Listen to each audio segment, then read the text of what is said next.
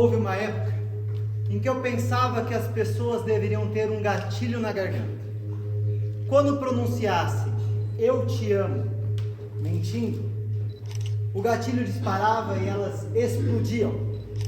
Era uma defesa intolerante e que refletia uma grande insegurança do seu inventor. Insegurança e inexperiência. Com o passar dos anos, essa ideia foi abandonada. A vida revelou-me sua complexidade. Eu percebi que não é tão fácil dizer "eu te amo" sem pelo menos achar que amo. Porque se a outra pessoa mente, a outra percebe. E se não percebe é porque não quer perceber. Isso é, quer ouvir a expressão mesmo sabendo que é mentira. Eu te amo. Um mentiroso nesses casos não merece punição alguma. Por aí já se vê como esse negócio de amor é complicado e de contornos imprecisos. Eu falo sobre o amor-paixão. E é isso que aumenta a complicação. Como pode uma coisa ambígua e duvidosa ganhar a fúria das tempestades? Mas essa é a natureza do amor, comparável ao do vento, fluido e arrasador. Sim, como o vento, mas ele também pode ser doce, brando, que baila alegre em torno do seu oculto núcleo de fogo. O amor, portanto, em sua origem, é liberação e aventura, por definição antiburguês. O próprio da vida burguesa não é o amor, é o casamento, que é o amor marginalizado, integrado na sociedade. Duas pessoas se conhecem, se gostam, se sentem atraídas uma pela outra e decidem viver juntas. Isso deveria ser uma coisa simples, mas não é, pois ele há de se inserir na ordem social, garantir direitos e deveres perante os homens e até perante Deus.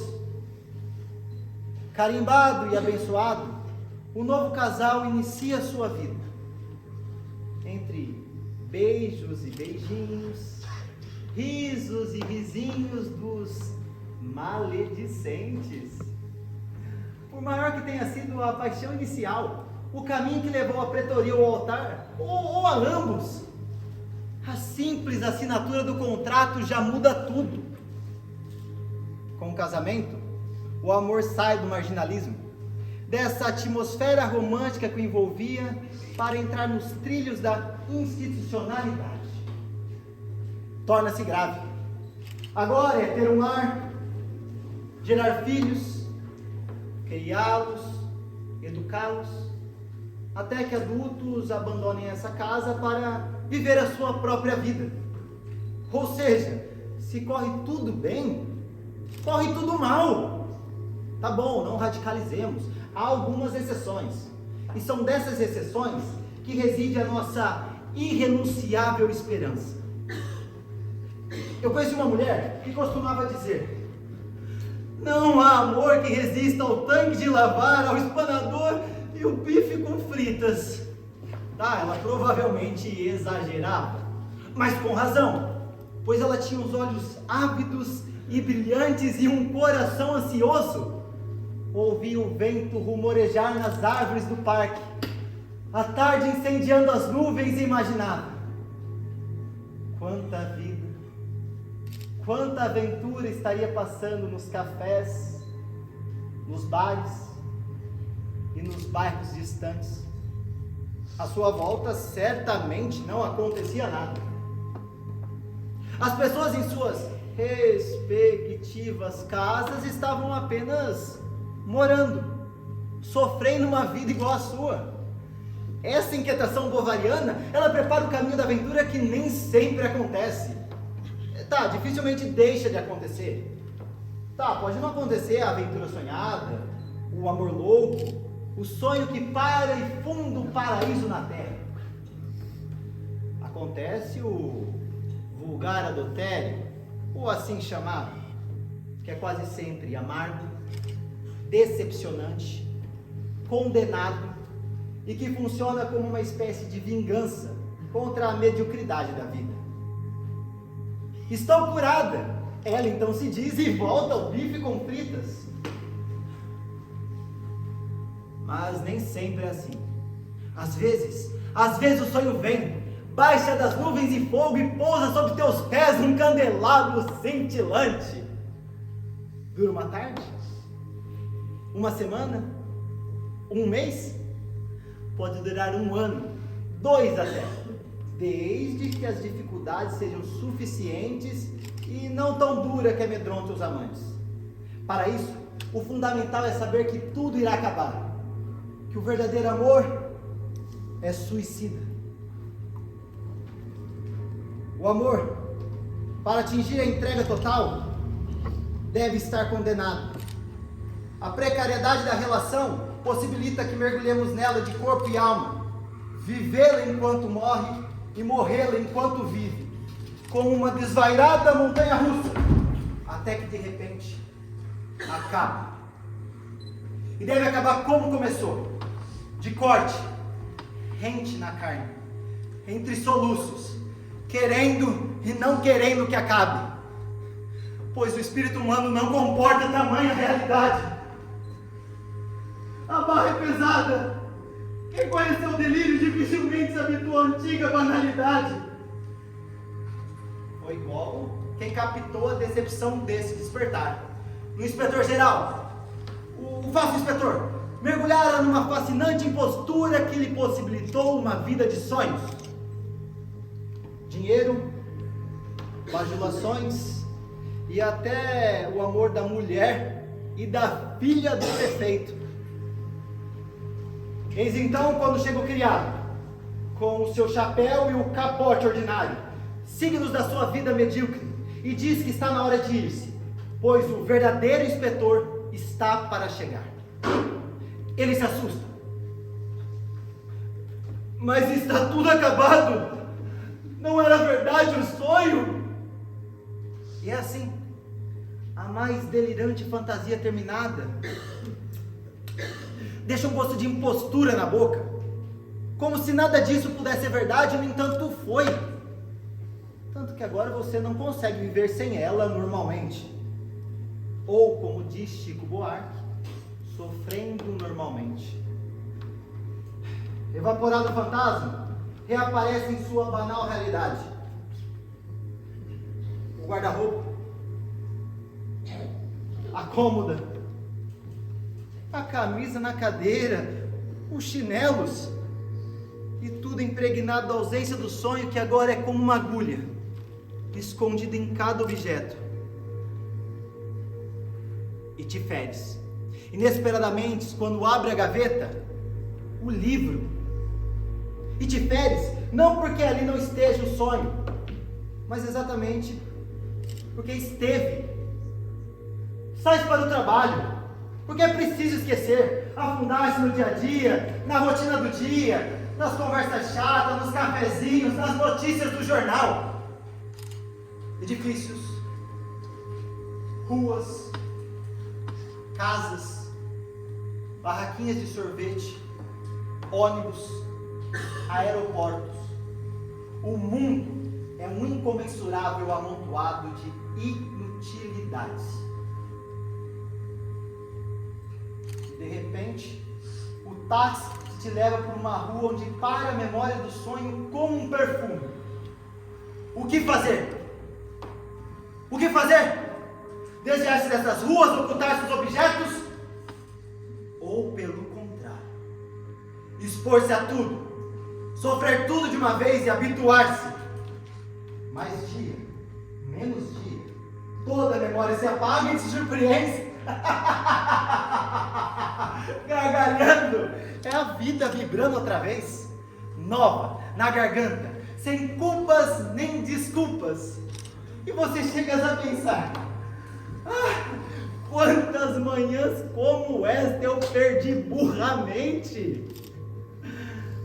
O amor é uma doença como outra qualquer, uma doença ou pelo menos uma anormalidade.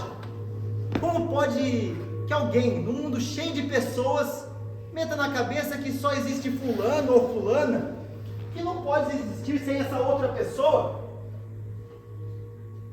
E reparando bem, tirando o rosto, que era lindo, o corpo não era lá essas coisas. Na cama era regular, mas no papo era um saco. Mentia, dizia tolices, e pensar que eu quase morro. Tá bom, isso eu digo agora, comendo um bife com fritas diante do espetáculo vesperal do cúmulos e nimbos em paz com a minha vida. Ou não.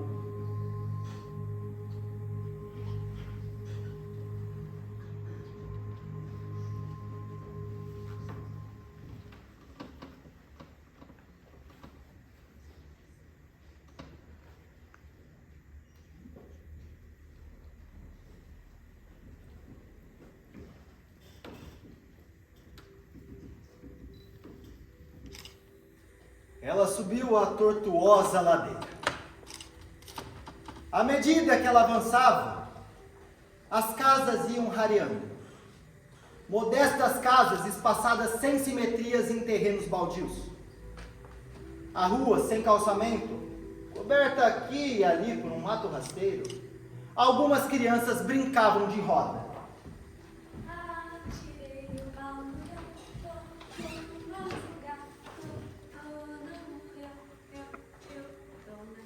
A breve canção infantil era a única nota viva na quietude da tarde.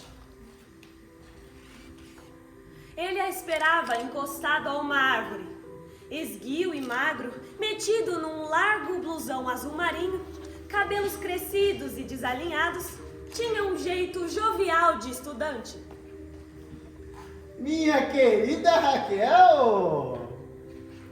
Ela encarou-o séria e olhou para os próprios sapatos. Veja, que lama! Só mesmo você me traria para um lugar destes. Que ideia, Ricardo, que ideia! Tive que descer do táxi lá em cima. Jamais ele chegaria aqui. Ele riu entre malicioso e ingênuo.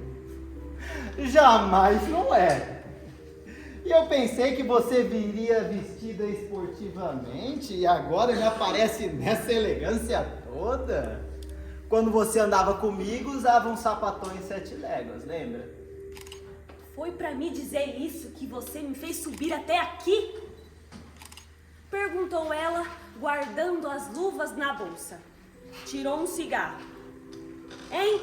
Ah, Raquel, você está uma belezura e fuma agora uns cigarrinhos pilantra, azul e dourado.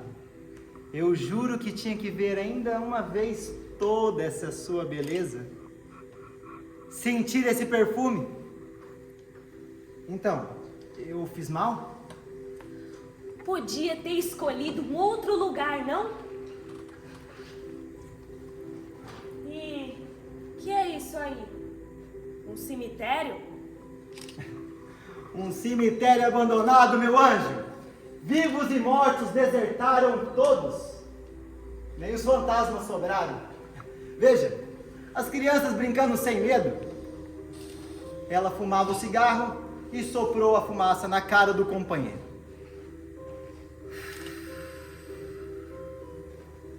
Ricardo e suas ideias. E agora? Qual o programa? Eu conheço muito bem esse lugar. Minha gente está aqui. Vamos entrar um pouco e eu lhe mostrarei o pôr do sol mais lindo do mundo. Ver o pôr do sol ali! Meu Deus! Fabuloso! Fabuloso! Me implora um último encontro, me atormenta dias seguidos, me arrasta de longe para esta buraqueira. Só mais uma vez, só mais uma. E para quê? Para ver o pôr do sol num cemitério. Ah, Raquel, não faz assim comigo. Você sabe que eu gostaria de levar para o meu apartamento, mas eu fiquei mais pobre ainda, como se isso fosse possível. Estou morando agora numa pensão horrenda. E adoro uma medusa que fica espiando pelo buraco da fechadura. E você acha que eu iria? Precisando, eu sei que você não iria. Inclusive, você está sendo fidelíssima. Mas eu pensei que se, sei lá, a gente viesse numa rua afastada, pudesse conversar um pouco. Disse ele, se aproximando mais e passando os dedos pelo seu braço. Aos poucos, pequenas rugazinhas se formaram ao redor dos seus olhos, ligeiramente apertados. A sua expressão agora não parecia tão jovial como antes. Em seguida, um leve sorriso apareceu e as rugazinhas desapareceram num instante. Voltou ao jeito bobo de antes. Você fez bem em vir. Quer dizer que o programa... E não podíamos ir tomar alguma coisa num bar? Eu estou sem dinheiro, meu anjo. Procure entender. Mas eu pago. Com o dinheiro dele, prefiro beber formicida. Eu escolhi esse passeio porque ele é de graça. E ele é muito decente. Vai, não pode ter um passeio mais decente do que esse. Não concorda comigo? E até romântico. Foi um risco enorme, Ricardo. Ele é ciumentíssimo. Está farto de saber que tive meus casos. Se nos pilha juntos, então sim. Quero só ver se alguma das suas fabulosas ideias vai me consertar a vida. Raquel, eu pensei justamente nesse lugar porque eu não quero que você se complique, meu anjo. Olha, um cemitério abandonado, completamente abandonado. Nem o seu amigo, nem um amigo do seu amigo saberá que estivemos aqui. Foi um risco enorme. Já disse, não insista nessas brincadeiras, por favor. E se vem um enterro? Não suporto enterros. Enterro? Mas enterro de quem? Raquel, quantas vezes eu preciso repetir a mesma coisa? Ninguém é enterrado aqui faz séculos. Vivos e mortos já desertaram todos. Vamos, não precisa ter medo. O mato rasteiro dominava tudo. E não satisfeito de ter se alastrado furioso pelos canteiros, subira pelas sepulturas, infiltrara-se ávido pelos rachões dos mármores, invadira as alamedas de pedregulhos esverdinhados, como se quisesse com sua violenta força de vida cobrir para sempre os últimos vestígios da morte. Foram andando pela longa alameda banhada de sol. Os passos de ambos ressoavam sonoros, estranhos como a música feita do som das folhas secas trituradas sobre os pedregulhos. Com medo, mas obediente, ela se deixou ser conduzida como uma criança, encantando-se por um ou outro medalhão esmaltado. É imenso, hein? E tão miserável. Nunca vi cemitério mais miserável. Que deprimente! Vamos embora, Ricardo. Ali, Raquel, olha um pouco essa tarde. Deprimente por quê? Eu não sei onde foi que eu li que a beleza não está nem no sol da manhã e nem na sombra da noite. Está no crepúsculo, nesse meio tom, nessa ambiguidade. Eu estou lhe dando um pôr do sol numa bandeja e você se queixa. Não gosto de cemitério, já disse. Ainda mais cemitério pobre. Delicadamente, ele beijou-lhe a mão. Você prometeu um fim de tarde a esse seu escravo. É, mas fiz mal. Pode ser muito engraçado, mas não quero me arriscar mais. Ele é tão rico assim? Riquíssimo. Vai me levar agora até uma viagem fabulosa ao Oriente. Já ouviu falar no Oriente? Vamos até o Oriente, meu caro. Ele apanhou um pedregulho e fechou-o na mão. A pequenina rede de rugas voltou a se estender em redor dos seus olhos. A fisionomia, tão aberta e lisa, repentinamente escureceu, envelhecida. Mas logo o sorriso reapareceu e as rugazinhas sumiram. Eu também te levei para passear de barco, lembra? Sabe, Ricardo, eu acho que você é mesmo meio tantã. Mas, apesar de tudo, às vezes tenho saudade daquele tempo. Que ano aquele? Quando penso, não entendo como aguentei tanto. Imagina, um ano. É porque você tinha lido A Dama das Camélias. Aí ficou assim, boba, toda sentimental. E agora? Que romance você está lendo agora? Nenhum. Respondeu ela, franzindo os lábios.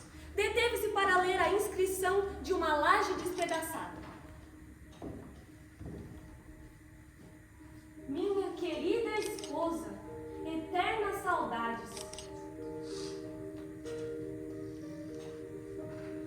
Pois sim, durou pouco essa eternidade. Exatamente o fascínio desse abandono que me traz aqui. Veja, Raquel. A erva daninha brotando insólita de dentro da fenda. O musgo já escondeu até o nome. Por cima do musgo ainda virão as raízes e depois as folhas. Esta, a morte perfeita. Nem lembrança, nem saudade, nem nome sequer, nem isso.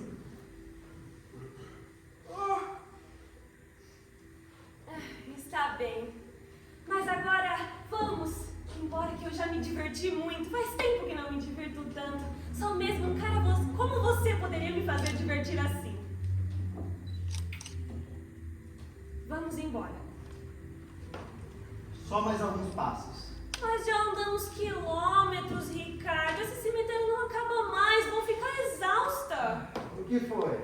A vida boa te deixou preguiçosa? Que feio. Vamos, é só mais alguns passos.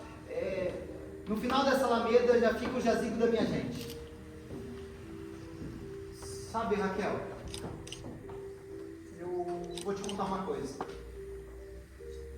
Quando eu era pequeno, eu vinha muitas vezes nesse cemitério. Vinha eu e minha priminha Maria Emília. A gente ficava aqui de mãos dadas, passeando. A gente tinha 12 anos. A gente vinha todo domingo junto com a minha mãe para deixar flores para onde já estava enterrado meu pai. E aí a gente ficava aqui, sentado, andando, dando as mãos. Fazíamos tantos planos. E agora as duas estão mortas. Sua prima também? Também. Morreu quando tinha 15 anos. Não que ela fosse bonita, mas elas tinham uns... Inacreditável, Raquel. Os olhos são iguaizinhos aos seus. Verdes, iguais aos seus. Agora, reparando, eu acho que a beleza dela residia apenas nos olhos. Assim, oblíquos como os seus. Vocês se amaram? Ela me amou. Foi a única criatura que... Deixa pra lá, não tem importância. Eu gostei de você, Ricardo. Eu te amei. E eu te amo ainda. Percebe agora a diferença? Um pássaro rompeu o cipreste e soltou um grito. Ela estremeceu. Esfriou, não? Vamos embora. Chegamos, meu anjo. Aqui está a minha gente. Pararam diante de uma capelinha coberta, de alto a baixo, por uma trepadeira selvagem que a envolvia num furioso abraço de cipós e folhas. A estreita porta rangeu quando ele abriu de par em par. A luz invadiu um cubículo de paredes enegrecidas, cheias de estrias de antigas goteiras. No centro do cubículo, um altar meio desmantelado, coberto por uma toalha que adquirira a cor do tempo. 2 vasos de desbotada opalina ladeavam um tosco crucifixo de madeira. Entre os braços da cruz, uma aranha tecera 2 triângulos de teias já rompidas, pendendo como farrapos de um manto que alguém colocara sobre os ombros do Cristo.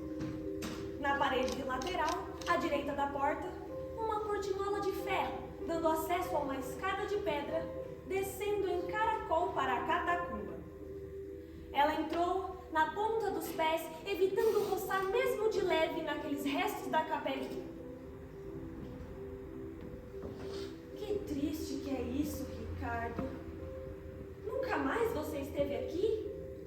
Eu sei que você você esperava ver seu lugar limpo, velas, flores nesses vasos, um sinal da minha dedicação, certo? Mas eu já lhe disse que é exatamente esse abandono que me fascina. Aqui, a ponte entre os dois mundos foram cortadas. A morte reina, sozinha, absoluta.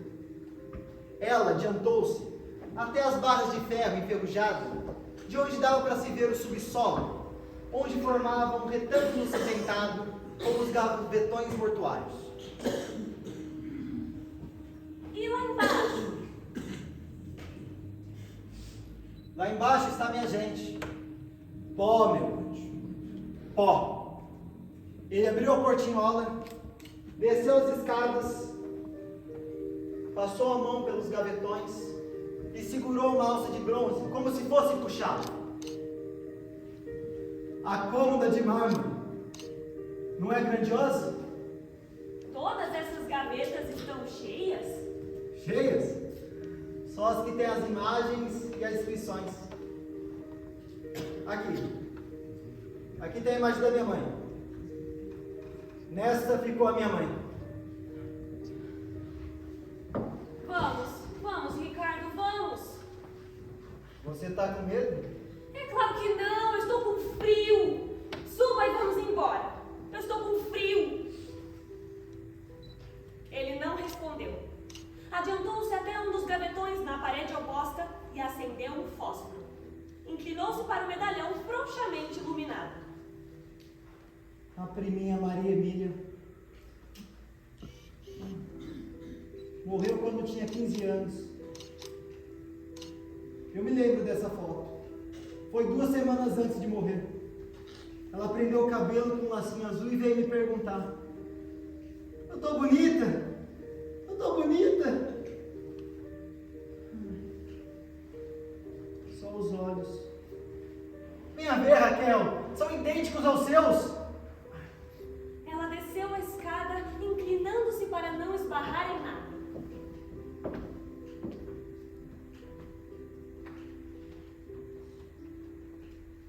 Que frio faz aqui! E que escuro! Mal estou enxergando! Ele acendeu outro fósforo e entregou ao companheiro. Agora dá para ver. Repare nos olhos. Mas está tão desbotado. Mal se vê que é uma moça. Enquanto o fósforo ainda tinha um pouco de luz, ela inclinou-se e leu em voz alta lentamente. Maria Emília, nascida em 20 de maio de 1800 e falecida... Deixou o fósforo cair. Ficou um instante em silêncio. Mas essa não podia ser sua namorada. Morreu há mais de 100 anos. Seu menino... Um baque metálico cortou-lhe a palavra. Olhou a cena e ela estava vazia. Olhou para cima e Ricardo observava com um olhar malicioso. Isso aqui nunca foi o jazigo da sua família, seu mentiroso. Brincadeira mais cretina. Não tem graça nenhuma, ouviu? Ele esperou que chegasse próximo da porta, deu uma volta na chave, tirou e deu um passo para trás. Ricardo, abre isso imediatamente. Imediatamente. Brincadeira mais estúpida, seu idiota. É nisso que dá a seguir a cabeça de um idiota desses. Brincadeira mais estúpida. Uma réstia de sol vai entrar pela frincha da porta. Tem uma frincha na porta. Depois vai andando devagarinho, bem devagarinho. Você terá o pôr do sol mais lindo do mundo. Chega, Ricardo. Abre isso imediatamente. Vamos, imediatamente. Ela segurou as barras de ferro com muita força, quase despendurando-se. Seus olhos encheram de lágrima e esboçou um falso sorriso. Ouça, Ricardo, meu bem, foi engraçadíssimo, mas agora eu preciso ir mesmo. Vamos, abra. Boa noite. Ele já não sorria, estava sério, os olhos diminuídos. Em redor deles, a pequena rede de rugas voltou-se a abrir em leque. Boa noite, meu anjo.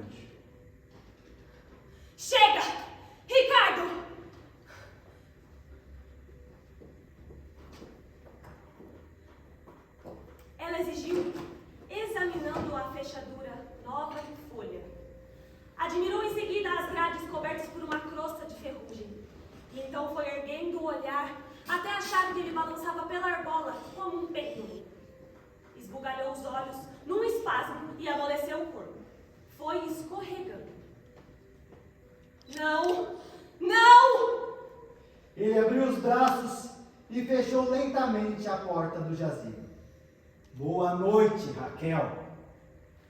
Os lábios delas se entrefecharam, como se neles tivessem cola, os olhos esbugalhados numa expressão embrutecida, e soltou um grito. Não! Caminhando de volta pelo mesmo caminho, guardou a chave no bolso. Só deu para ouvir o entrechocar das pedras úmidas sobre seus pés. Chegando próximo do portão, ouviu-se um grito medonho e inumano. Não! À medida que se aproximava da chegada, os gritos iam se multiplicando, como se fossem de um animal deslacerado. Aos poucos, os gritos foram diminuindo, como se fossem abafados, vindo do centro da terra. Chegou ao portão do cemitério e lançou um olhar mortiço ao poente. Ficou atento. Não se dava para ouvir mais nada, nem mesmo um pedido de ajuda. Pegou um cigarro, acendeu e caminhou pela rua onde as crianças brincavam. Neste momento só se dava para ouvir a débil canção infantil.